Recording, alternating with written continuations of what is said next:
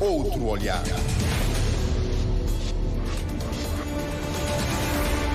O Governo deve promover um estudo exaustivo para identificar as diversas formas de organizações e empreendimentos da economia social e que deve anteceder, aliás, um código cooperativo. A recomendação é do investigador Jacinto Santos. Teve a conversa com Júlio Vera Cruz Martins. Jacinto Santos tem investigado muito e tem obra publicada sobre economia social e solidária. Tem também uma passagem significativa por o antigo Instituto Nacional de Apoio ao Cooperativismo. Tem lugar esta quinta-feira um fórum sobre economia social e solidária. Vai-se falar de um código cooperativo. Numa conversa anterior, tinha reivindicado o desenvolvimento da legislação sobre o cooperativismo para lá do que consta no Código Comercial. Mas eu queria começar por colocar uma questão básica. O cooperativismo é próprio de países com uma determinada orientação mais socialista ou pode conviver perfeitamente com uma economia liberal?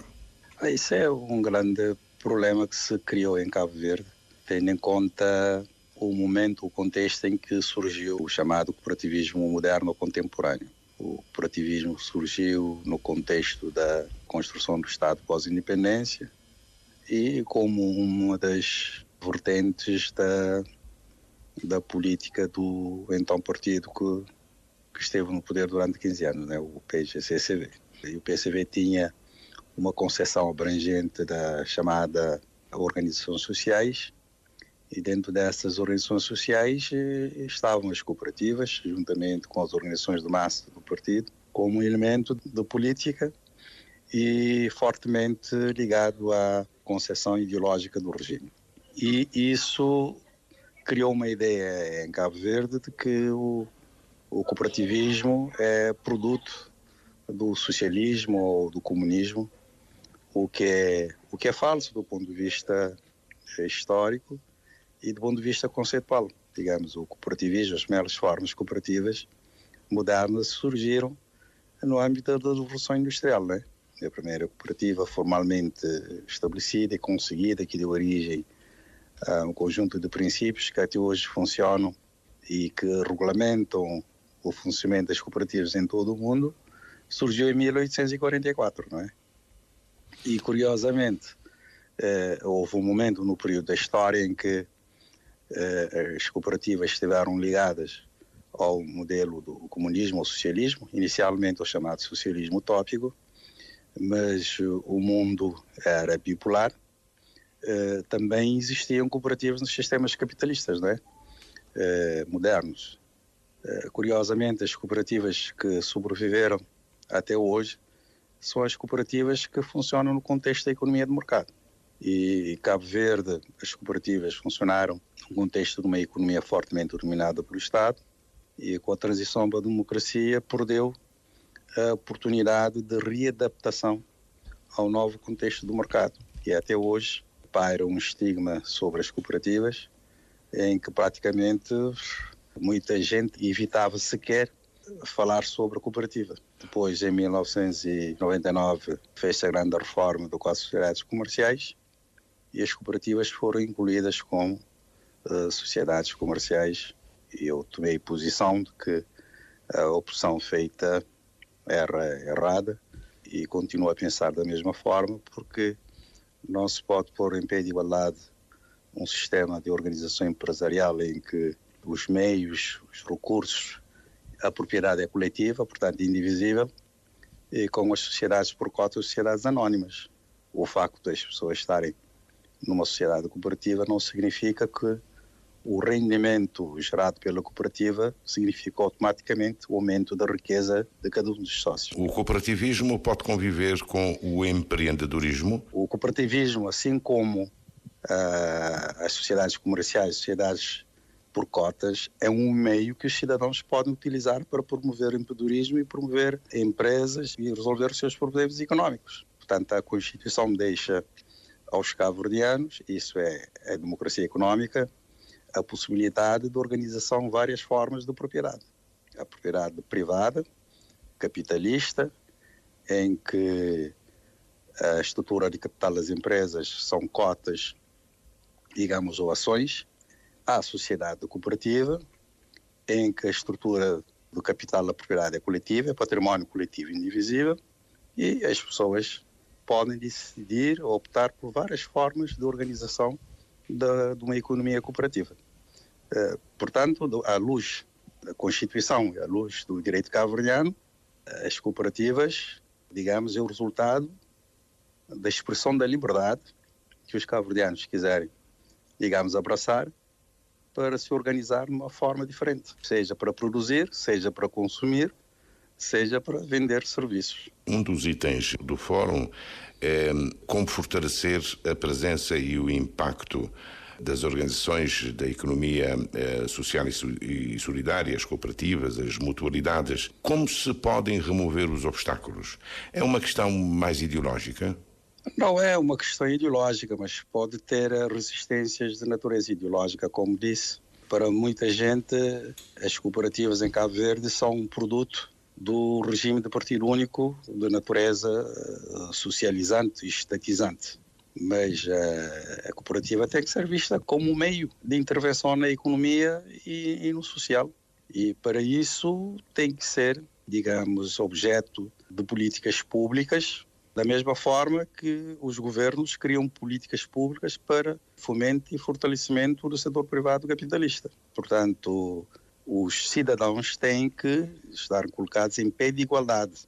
O Estado não pode dar tratamento desigual, seria contra a equidade em termos de implementação da sua política económica e social. Da mesma forma que o Estado cria um conjunto de instrumentos para promover o setor privado capitalista, também tem a obrigação de aplicar esses instrumentos a formas diferentes de estar na economia. Empresas que têm finalidade social ou finalidade pública no cumprimento da resolução dos problemas dos seus membros, dos seus donos, dos seus proprietários, mas também que possam contribuir, digamos, para o crescimento da economia, geração de emprego e resolução de muitos problemas sociais que uma fórmula de organizar a economia não resolve e não resolve em nenhuma parte do mundo. As cooperativas são desenvolvidas no Japão, nos Estados Unidos, no Canadá, países capitalistas desenvolvidos, e nunca se pôs esse problema. Nós temos que compreender e aceitar que todo cabo-verdiano não pode ser um empresário capitalista do coro. E uma política económica virada para resolver os problemas das pessoas tem que ter abertura suficiente em sede de políticas públicas para acolher, incentivar e promover todas as iniciativas económicas que promovam o crescimento da economia, a criação de emprego e a satisfação do conjunto de demandas sociais que não pode ser resolvido pela via única e simplesmente da empresa capitalista ou via apoio do Estado. Esta concepção abrangente que tem que existir e não basta enunciar que a economia social é uma boa coisa, pode dar um bom contributo para eliminar a pobreza, etc. É necessário conhecer o setor na sua profundidade. Isso é muito importante. Tem que haver um diagnóstico exaustivo para identificar as diversas formas de organizações e empreendimentos da economia social que existem em Cabo Verde. Não há nenhum estudo diagnóstico, digamos, atualizado que com critérios técnicos e enquadramento legal que defina o quadro, digamos, das organizações da economia social e solidária que existem em Cabo Verde e as diferenças que existem entre elas, porque a economia social e solidária tem uma parte da chamada economia social tradicional, que são cooperativas e mutualidades, e depois há toda aquela parte que inclui esse sistema, que são as associações de diversas formas, de diversas categorias. Umas têm fins lucrativos de finalidades locais, outros não têm fim, lucrativo só para os seus membros. Digamos, nós temos que conhecer as diversas formas, porque a política não pode ser uniforme. Tem que haver segmentação de políticas públicas. A via para o fortalecimento do movimento em Cabo Verde é um código próprio? Isto é o que está previsto na Lei da Economia Social aprovada em 2016. Mas há países que não têm legislação cooperativa. Muitos países, por exemplo, nórdicos, não têm uma legislação cooperativa. mas a maior parte dos países do mundo tem uma legislação cooperativa de enquadramento com base nas recomendações da OIT, não é? E a OIT tem, inclusive, uma proposta, modelo padrão, para ajudar os países a adaptarem as suas legislações em função das suas prioridades e do contexto, não é? Há um conjunto de recomendações que integram o chamado Direito Público Cooperativo Internacional, que pode servir de parâmetro para cada país, digamos, fazer as opções em função daquilo que espera das sociedades cooperativas e outras formas de organização da economia social solidária. Há países que são mais avançados, portanto, a União Europeia tem o seu programa de desenvolvimento da economia social, acho que já vamos no terceiro programa. Há muitos países que já têm a conta satélite e cooperativa devidamente estruturada. Nós, na costa ocidental, nós temos também uma lei padrão para ajudar os países na produção das suas legislações. Infelizmente, dos 15 países, só Cabo Verde não assinou, digamos, o Código da Fé Cooperativo, e nós optamos em Cabo Verde por incluir as sociedades cooperativas dentro das sociedades comerciais. Eu penso que, na fase atual em que nos encontramos, se quer de facto fazer uma política pública consistente e coerente de apoio à criação de sociedades cooperativas, o enquadramento das cooperativas no âmbito do Código de Sociedade Comercial é um empecilho. E esse empecilho começa primeiro para, digamos, a política fiscal em relação a essas sociedades, que o lucro ou excedente que geram é distribuído proporcionalmente à contribuição dos seus membros e não enriquece os seus membros em termos de enriquecimento patrimonial, porque o enriquecimento patrimonial aumenta o património coletivo indivisível. Ora, a política fiscal não pode ser a mesma que se aplica, digamos, às sociedades comerciais, em que os rendimentos são distribuídos em função da posição no capital estatutário da empresa que cada sócio tem. Fazer um código cooperativo significa retirar do Código das Sociedades Comerciais os dispositivos que estão lá e que são insuficientes. O Cabo Verde tem que fazer a opção. A estrutura criada a uma unidade de promoção da economia social e solidária é suficiente ou o país deve dotar-se de outros mecanismos de incentivo? Não é suficiente, mas é um ponto de partida muito importante se esta unidade for bem apetrechada do ponto de vista técnico, porque seria o instrumento de assessoria ao governo em termos de concessão e de elaboração de propostas de políticas e, ao mesmo tempo, um instrumento de articulação, de relacionamento com o tecido cooperativo associativo que constitui, digamos, o chamado setor da economia social solidária em Cabo Verde.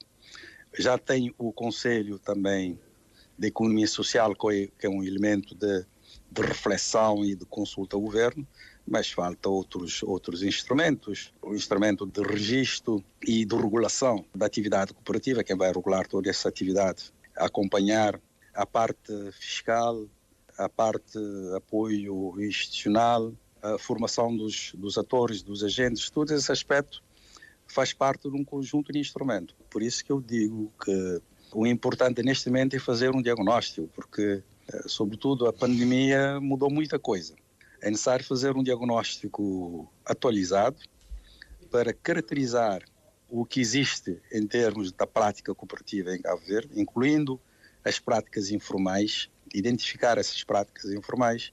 Por exemplo, na construção civil, nós temos uma lei sobre a cooperativa de construção e habitação em Cabo Verde, mas há práticas de jovens que se agrupam e constroem propriedade horizontal. Isto provavelmente não é uma cooperativa, mas do ponto de vista prático é uma cooperativa.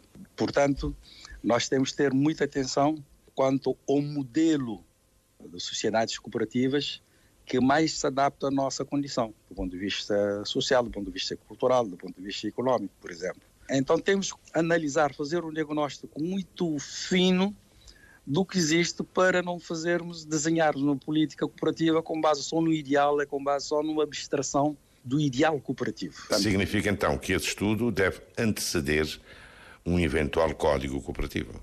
Se formos fazer um código cooperativo agora, não fugiríamos, digamos, à tentação de olhar para, digamos, códigos cooperativos numa lógica de estudo comparativo e aplicar a nossa realidade. Em termos de abordagem, eu não ia numa primeira fase pela elaboração de um código cooperativo.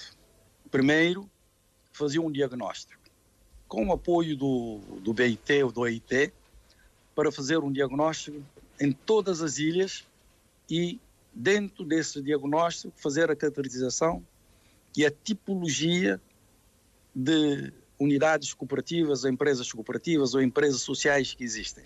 Por exemplo, eu dou um caso, a Associação Académica do Sal, por exemplo. É uma associação desportiva, mas é uma das grandes empresas em Cabo Verde. Por quê? Criou serviços de captação de recursos que permitem cumprir com a sua missão, primeira de desenvolver o desporto, mas criando um conjunto de serviços a terceiros. Tem piscina, tem centro de ginásio, tem salas para conferências, tem quartos, tem armazéns, etc. Onde é que colocaríamos esta tipologia de organização da economia social?